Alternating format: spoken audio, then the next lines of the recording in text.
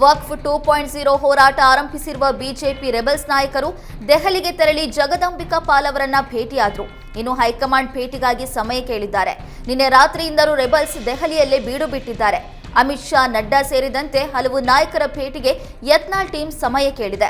ಇನ್ನು ಇದೆಲ್ಲದರ ಮಧ್ಯೆ ಹೊಸ ವಿಚಾರವೊಂದು ಕೇಳಿ ಬಂದಿದೆ. ಜನವರಿ 14ಕ್ಕೆ ಮತ್ತೊಮ್ಮೆ ದೆಹಲಿಗೆ ಬರೋದಕ್ಕೆ ರೆಬೆಲ್ಸ್ ಟೀಮ್ ನಿರ್ಧರಿಸಿದ್ದಾರೆ. ಅಷ್ಟೊತ್ತಿಗೆ ಹೈಕಮಾಂಡ್ ಭೇಟಿಗೆ ಸಮಯ ನೀಡುವ ವಿಶ್ವಾಸವಿದೆ. ಹೈಕಮಾಂಡ್ ವಕ್ಫ್ ಸೇರಿದಂತೆ ವಿಜೇಂದ್ರ ವಿರುದ್ಧ ದೂರು ಕೊಡಲು ನಿರ್ಧಾರ ಮಾಡಿದೆಯಂತೆ. ಗ್ಯಾರಂಟಿ ಯೋಜನೆಗಳಿಂದಾಗಿ ಅಭಿವೃದ್ಧಿ ಕುಂಠಿತವಾಗ್ತಾ ಇದೆ ಅಂತ ಕಾಂಗ್ರೆಸ್ನಲ್ಲೇ ಅಸಮಾಧಾನ ವ್ಯಕ್ತವಾಗಿದೆ. ಕಾಂಗ್ರೆಸ್ ಶಾಸಕ ಗವಿಯಪ್ಪ ಬಳಿಕ ಇದೀಗ ಶಾಸಕ ರಾಘವೇಂದ್ರ ಹಿಟ್ನಾಳ್ ಬಹಿರಂಗವಾಗಿ ಅಸಮಾಧಾನ ಹೊರಹಾಕಿದ್ದಾರೆ. ಪ್ರತಿ ವರ್ಷ ಗ್ಯಾರಂಟಿಗಾಗಿ 54,000 ಕೋಟಿ ಹಣವನ್ನು ನೀಡುತ್ತಿದ್ದೇವೆ. ಹೀಗಾಗಿ ರಾಜ್ಯದಲ್ಲಿ ಅಭಿವೃದ್ಧಿ ನಿಧಾನವಾಗ್ತಿದೆ ಎಂದಿದ್ದಾರೆ. ಎಲ್ಲ ಶಾಸಕರಿಗಿಂತ ಹಿಟ್ನಾಳ್ ಹೆಚ್ಚು ಅನುದಾನವನ್ನು ತೆಗೆದುಕೊಂಡಿದ್ದಾರೆ. ಅನುದಾನ ತೆಗೆದುಕೊಂಡು ಹೀಗೆ ಮಾತನಾಡೋದು ಸರಿಯಲ್ಲ ಅಂತ ರಾಘವೇಂದ್ರ ಹಿಟ್ನಾಳ್ಗೆ ಸಚಿವ ದಿನೇಶ್ ಗುಂಡೂರಾವ್ ಟಾಂಗ್ ನೀಡಿದ್ದಾರೆ. ಕೆಎಸ್ಆರ್ಟಿಸಿ ಬಸ್ ದರ ಏರಿಕೆ ನಡುವೆ ಸಿಲಿಕಾನ್ ಸಿಟಿ ಜನರಿಗೆ ಶೀಘ್ರದಲ್ಲೇ ಮತ್ತೊಂದು ದರ ಏರಿಕೆ ಬಿಸಿ ತಟ್ಟಲಿದೆ.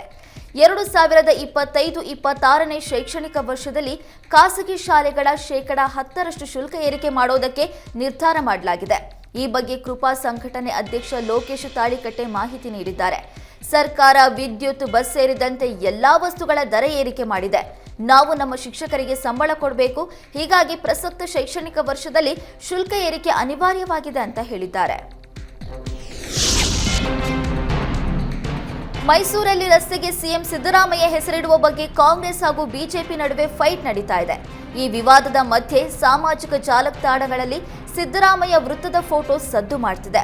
ಪ್ರಿನ್ಸೆಸ್ ರಸ್ತೆಗೆ ಹೆಸರಿಡುವ ಮುನ್ನವೇ ಸರ್ಕಲ್ಗೆ ಸಿದ್ದರಾಮಯ್ಯ ಹೆಸರು ನಾಮಕರಣ ಮಾಡಲಾಗಿದೆ. 2022ರಲ್ಲಿ ಸಿದ್ದರಾಮಯ್ಯ ಲಿಗಾಂಬುದಿ ಪಾಳ್ಯದ ಪ್ರಮುಖ ವೃತ್ತವನ್ನು ಉದ್ಘಾಟನೆ ಮಾಡಿದ್ರು. ಸರ್ಕಲ್ ಉದ್ಘಾಟನೆ ಬಳಿಕ ಕ್ಲಾಕ್ ಟವರ್ ಅಳವಡಿಕೆ ಮಾಡಲಾಗಿತ್ತು.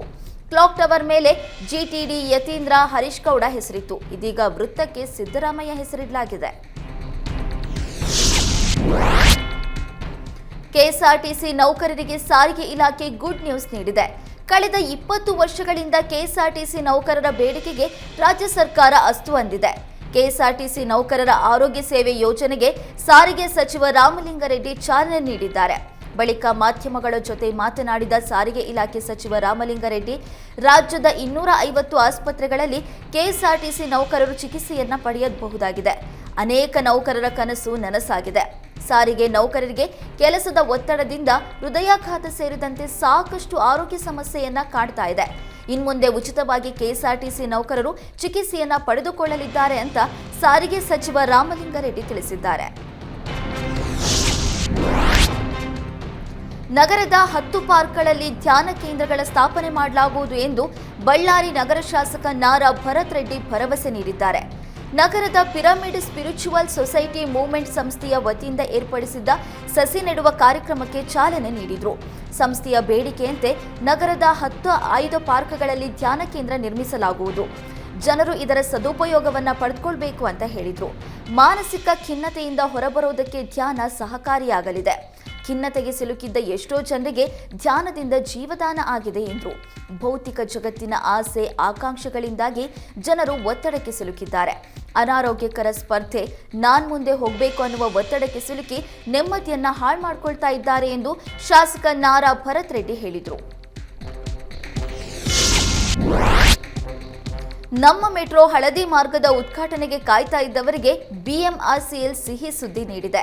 ಕೋಲ್ಕತ್ತಾದ ಟಿಟಾಘರ್ನಲ್ಲಿ ತಯಾರಾಗಿರುವ ಡ್ರೈವರ್ಲೆಸ್ ರೈಲನ್ನು ಇನ್ನು 15 ದಿನದಲ್ಲಿ ಬೆಂಗಳೂರಿಗೆ ಕರೆತರಲಾಗುತ್ತೆ.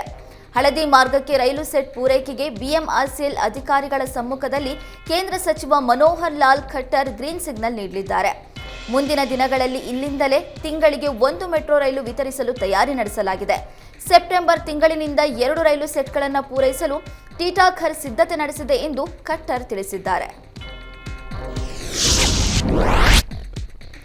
ಬಸ್ ಪ್ರಯಾಣ ದರ ಶೇಕಡಾ 15ರಷ್ಟು ಹೆಚ್ಚಳ ಮಾಡಿದ್ದನ್ನ ಖಂಡಿಸಿ ಎಬಿವಿಪಿ ಕಾರ್ಯಕರ್ತರು ಕಲಬುರಗಿಯಲ್ಲಿ ಪ್ರತಿಭಟನೆ ನಡೆಸಿದ್ದಾರೆ.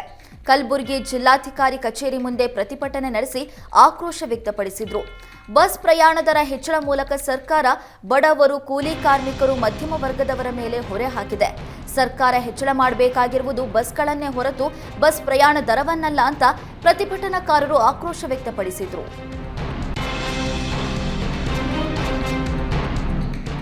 ಕೆಎಸ್ಆರ್ಟಿಸಿ ಬಸ್ ದರ ಹೆಚ್ಚಳ ವಿರೋಧಿಸಿ ಚಿಕ್ಕಮಗಳೂರಿನಲ್ಲಿ ಎಬಿವಿಪಿ ವಿದ್ಯಾರ್ಥಿಗಳು ಪ್ರತಿಭಟನೆ ನಡೆಸಿದರು. ನಗರದ ಆಜಾದ್ ಪಾರ್ಕ್ ವೃತ್ತದಲ್ಲಿ ನೂರಾರು ವಿದ್ಯಾರ್ಥಿಗಳು ರಸ್ತೆಗಿಳಿದು ಪ್ರತಿಭಟನೆ ನಡೆಸಿದರು. ಸರ್ಕಲ್ನಲ್ಲಿ ಮಾನವ ಸರಪಳಿ ನಿರ್ಮಿಸಿ ಬಸ್ ದರ ಏರಿಕೆಯನ್ನ ವಿದ್ಯಾರ್ಥಿಗಳು ಖಂಡಿಸಿದರು. ಬಸ್ ದರ ಏರಿಕೆಯಿಂದ ವಿದ್ಯಾರ್ಥಿಗಳ ಪಾಸ್ ದರವು ಮುಂಬರುವ ದಿನಗಳಲ್ಲಿ ಹೆಚ್ಚಳವಾಗಿದೆ ಎಂದರು. ಸರ್ಕಾರದ ವಿರುದ್ಧ ಘೋಷಣೆ ಕೂಗಿ ಆಕ್ರೋಶ ವ್ಯಕ್ತಪಡಿಸಿದ ವಿದ್ಯಾರ್ಥಿಗಳು ಕೂಡಲೇ ಬಸ್ ದರವನ್ನು ಇಳಿಸುವಂತೆ ಒತ್ತಾಯಿಸಿದರು. ನಾಲೆಗಳಿಗೆ ನೀರು ಹರಿಸಲು ಒತ್ತಾಯಿಸಿ ರೈತರು ಬೆಂಗಳೂರು ಮೈಸೂರು ಹೆದ್ದಾರಿ ತಡೆದು ಪ್ರತಿಭಟನೆ ನಡೆಸಿದ್ದಾರೆ. ಮಂಡ್ಯದ ವಿಶ್ವೇಶ್ವರಯ್ಯ ಪ್ರತಿಮೆ ಬಳಿ ಪ್ರತಿಭಟನೆ ನಡೆಸಿ ಆಕ್ರೋಶ ವ್ಯಕ್ತಪಡಿಸಿದ್ದಾರೆ. ರಾಜ್ಯ ಸರ್ಕಾರದ ವಿರುದ್ಧ ಘೋಷಣೆ ಕೂಗಿ ಆಕ್ರೋಶ ವ್ಯಕ್ತಪಡಿಸಿದ್ದಾರೆ. ಕನ್ನಂಬಾಡಿ ಅಣೆಕಟ್ಟು ತುಂಬಿದ್ರೂ ನಾಲೆಗಳಿಗೆ ನೀರು ಬಿಡ್ತಾ ಇಲ್ಲ ಅಂತ ಕಿಡಿಕಾರಿದ್ರು. ನಾಳೆಯಿಂದಲೇ ನಾಲೆಗೆ ನೀರು ಬಿಡಲು ರೈತರು ಆಗ್ರಹ ವ್ಯಕ್ತಪಡಿಸಿದ್ರು. ಕರ್ನಾಟಕ ರಾಜ್ಯ ರೈತ ಸಂಘದ ನೇತೃತ್ವದಲ್ಲಿ ಪ್ರತಿಭಟನೆ ನಡೆದಿದ್ದು, ರೈತರ ಹೋರಾಟಕ್ಕೆ ಮಾಜಿ ಎಂಎಲ್ಸಿ ಕೆಟಿ ಶ್ರೀಕಂಠೇಗೌಡ, ರೈತ ಸಂಘದ ಜಿಲ್ಲಾಧ್ಯಕ್ಷ ಇಂಡವಾಳು ಚಂದ್ರಶೇಖರ್ ಸೇರಿ ಹಲವರು ಸಾಥ್ ನೀಡಿದರು. ಕಾರವಾರದಲ್ಲಿ ಅರಣ್ಯ ಭೂಮಿಯ ಹಕ್ಕುಪತ್ರಕ್ಕಾಗಿ ಸಲ್ಲಿಸಿದ್ದ ಅರ್ಜಿಗಳನ್ನು ಕಾನೂನು ಬಾಹಿರವಾಗಿ ಪರಿಶೀಲನೆ ಮಾಡ್ತಾ ಇರುವ ಆರೋಪ ಕೇಳಿಬಂದಿದೆ. ಹೀಗಾಗಿ ರೈತರು ವೈಯಕ್ತಿಕ ಆಕ್ಷೇಪಣೆ ಪತ್ರ ಸಲ್ಲಿಸಲು ಮುಂದಾಗಿದ್ದಾರೆ. ಈ ಕುರಿತು ಮಾತನಾಡಿರುವ ರಾಜ್ಯ ಅರಣ್ಯ ಭೂಮಿ ಹಕ್ಕು ಹೋರಾಟಗಾರರ ಅಧ್ಯಕ್ಷ ರವೀಂದ್ರ ನಾಯ್ಕ್, ಅರಣ್ಯ ಹಕ್ಕು ಕಾಯ್ದೆಯಲ್ಲಿ ಅರ್ಜಿಗಳ ಪುನರ್ ಪರಿಶೀಲನೆಗೆ ಸಂಬಂಧಿಸಿದಂತೆ ಉಪವಿಭಾಗ ಹಾಗೂ ಜಿಲ್ಲಾ ಅರಣ್ಯ ಸಮಿತಿಯ ನಿಯಮಾವಳಿಯಲ್ಲಿ 6 ಸದಸ್ಯರು ಇರಬೇಕು ಎನ್ನುವ ಕಾನೂನಿದೆ. ಆದರೆ ಸದ್ಯ ಜಿಲ್ಲೆಯ ಸಮಿತಿಯಲ್ಲಿ 3 ಸದಸ್ಯರಿದ್ದಾರೆ. ಹೀಗಾಗಿ ಅರ್ಜಿಗಳನ್ನು ಪರಿಶೀಲನೆ ಮಾಡೋದಕ್ಕೆ ಸಾಧ್ಯವಿಲ್ಲ. ಇದು ಕಾನೂನಿಗೆ ಪೂರಕವಲ್ಲ ಅಂತ ಹೇಳಿದ್ರು. ಈ ನಿಯಮ ಕಾನೂನು ಬಾಹಿರವಾಗಿದೆ ಅಂತ ಆರೋಪಿಸಿದ್ರು.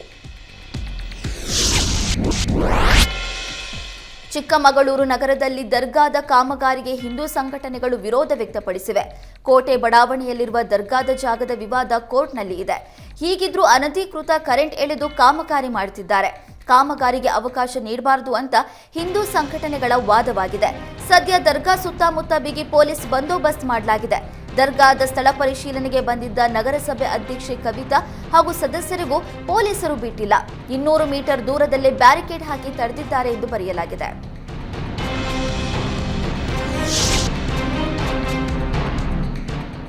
ಫೆಬ್ರವರಿ 28ರಿಂದ 3 ದಿನಗಳ ಕಾಲ ನಡೆಯಲಿರುವ ಹಂಪಿ ಉತ್ಸವ ಲೋಗೋ ನಿರ್ಮಾಣ ಮಾಡಲು ಜಿಲ್ಲಾಡಳಿತ ವಿನೂತನ ಪ್ರಯತ್ನ ಮಾಡ್ತಾ ಇದೆ.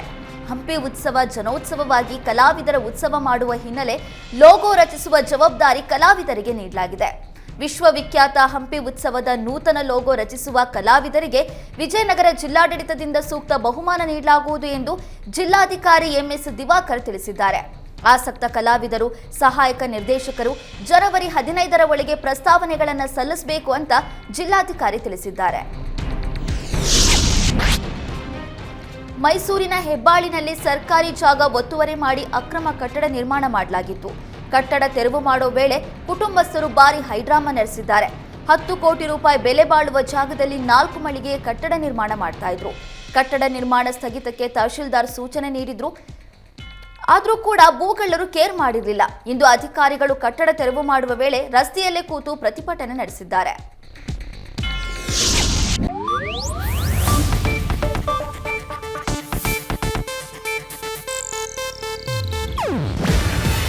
ಇದು ಏಷ್ಯಾನೆಟ್ ನ್ಯೂಸ್ ನೆಟ್ವರ್ಕ್ ಪ್ರಸ್ತುತಿ.